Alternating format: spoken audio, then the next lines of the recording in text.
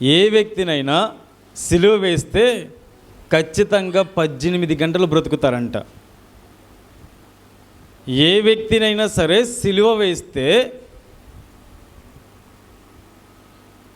18 గంటల వరకు బ్రతుకుతారంట.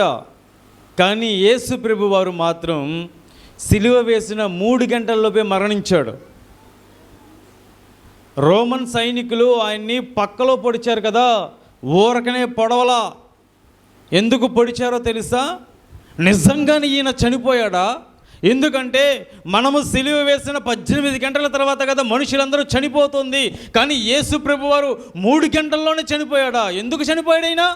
నిజంగానే చనిపోయాడా అని చెప్పేసి అని పొడిస్తే అప్పుడు ఏమొచ్చింది? రక్తము, నీరు.